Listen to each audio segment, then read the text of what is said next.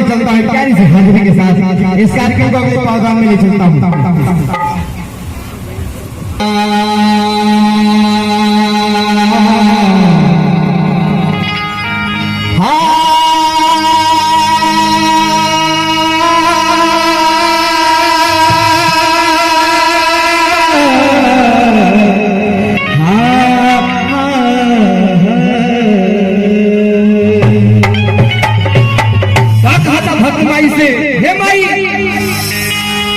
हमरा के कुछ ना चाहिए, बस ये अपना चेहरा के छाव में हमरा के अपने चरण में रख लिया है माई। बस वहाँ चरण और ये चेहरा हमारे सर पे हो जाए तो हमारी जिंदगी कट जाएगी, ऐसे कहा। और देखिए हमारे जमन मनिया धनिया पार दिया हे माई हमारी खाली बोलिए सुधार दिया हुआ की शक्ति विंध्याचल पवनिया धाम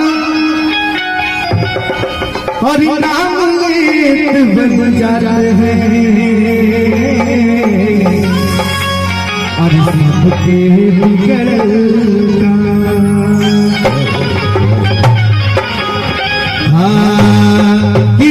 कृपा हो जिंदगी संवर जाई और दुख के दरिया से दहिया पार हो जाई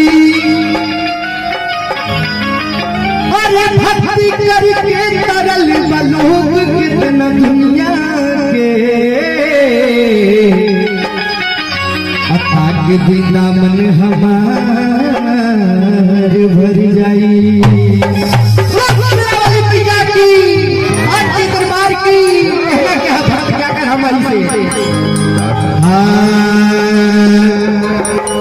और ये हाथ में त्रिशूल गरवा अरे हाथ में त्रिशूल गरवा अरे सोनवा के हार रूपवा मनवा मोहनवा अरे रूपवा मनवा मोहनवा इस बाड़ी शेर पे सवार रूपवा मनवा मोहनवा इस बाड़ी शेर पे सवार रूपवा मनवा मोहनवा। हाथ में त्रिशूल गरवा हाथ में त्रिशूल गरवा सोनवा के हार रूपवा मनवा मोहनवा। वाली मैया की और मीठी मीठी तालियों के साथ कैसे कहना है कि रूपवा मनवा मोहनवा की बाड़ी शेर पे सवार रूपवा मनवा मोहनवा की बाड़ी शेर पे सवार रूपवा मनवा मोहनवा।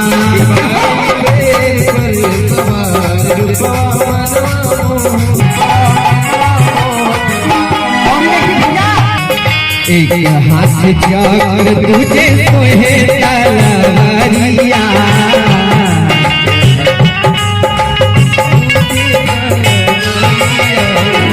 लाल रंग साड़ी मोहे माई के दुआरिया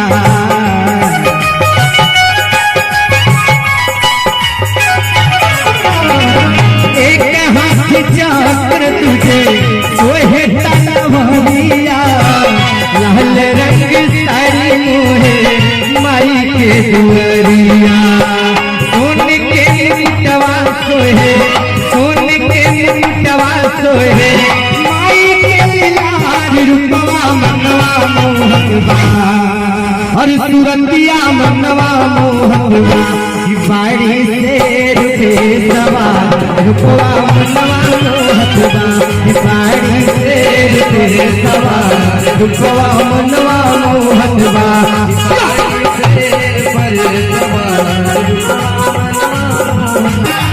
आशीर्वाद आया है और हमारे बड़े भाई आदरणीय जगराज राजभर जी की तरफ से भी मां के चरण में अच्छे दिखाएगा काम आया है। क्या बात है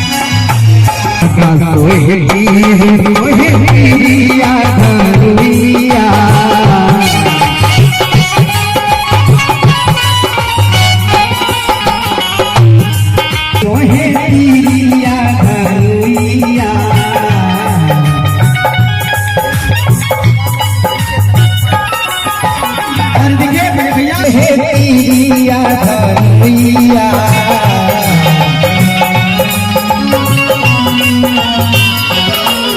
भगतन के ले कुमाई हो खबरिया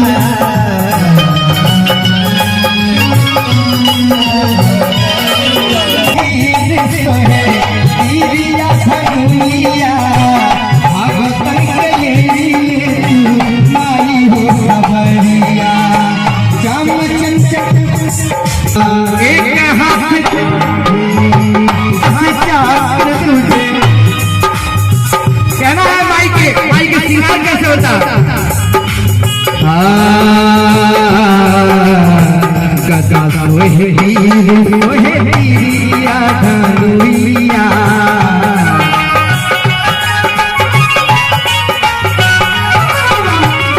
लागल मार भीड़ देखा माई के दुआरिया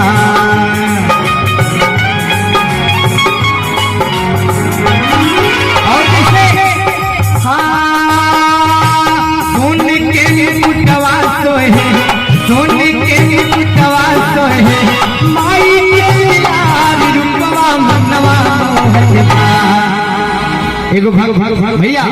एगो भक्त माई से का कहता लेकिन भाव बदल जाला गीत के कैसे सीधा के माँ का बेटा परदेश में रहता है और वहाँ से नंगे नंगे पाँव माँ के चरणों में हाजिरी लगाने आता है तो मैया रानी के दरबार में कैसे गाता है कहना क्या है और नंगे नंगे पाँव और तो हरी तुअरिया और हो के वड़िया खोला और हो के वड़िया खोला अब बाटे परदे सूरिया हो के वड़िया खोला बाटे परदे सूरिया हो के वड़िया खोला नंगे नंगे पाँव नंगे नंगे पाँव मारी के लगरिया हो के वड़िया खोला बाटे परदे सूरिया हो के वड़िया खोला बाटे परदेसी गुजरिया उसके बढ़िया खोला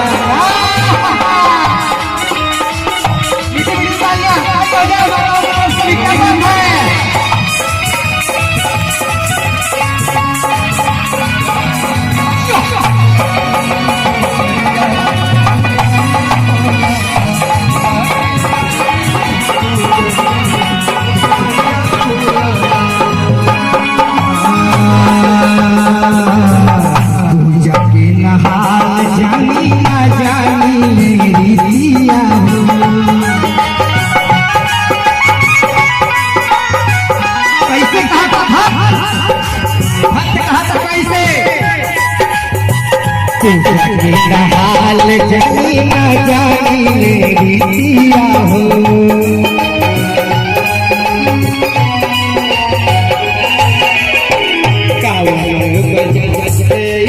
माई तोहरी दिया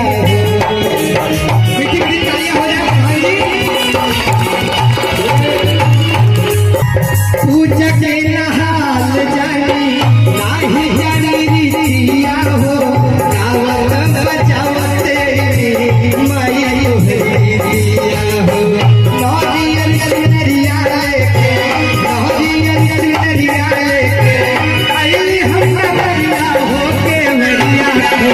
एक बार मेरी माताओं की तरफ से मीठी मीठी तालियां हो जाए तभी माँ का दरवाजा खुलेगा और जब माँ का दरवाजा खुलेगा तभी आप सबकी मनोकामना पूरी होगी कहना क्या है और नरिया लेके कितना लोग माँ को नरिया चूड़ी चढ़ा के माँ की पूजा करते हैं हाथ गांठ थोड़ा सा नवरात्रि है आप लोग करते हैं ना कहना क्या है और इंदिरा जी हाथ नीचे नहीं होना चाहिए अगर आप भक्त हैं माँ के हाथ नीचे नहीं होना चाहिए तेरी माई बाबा का वाह क्या बात है देखते हैं कि इसके बाद आप लोग का हाथ कितना ऊंचाई में जाता है यही मेरी माँ है जो आप सभी को बचा के रखता है तो जंग सैलाब आता है कहना क्या है कि हमारी माताएं देखिए कितना तपस्या करती है हाथ भाई और हमारे नौजवान भाई देखिए कैसे बैठे हुए हैं अरे आप गाना चाहिए मीठी मीठी तालियों के साथ जब तक मैं गाता हूँ कहना क्या है हम तुअरिया होके बढ़िया खोला केवड़िया खोला पार्टी परदेसी पूजरिया ओ केवड़िया खोला पार्टी परदेसी पूजरिया ओ केवड़िया खोला पार्टी पर नारियल चुनरिया लेके नारिया लेके अरे हम तुवरिया हो केवड़िया खोला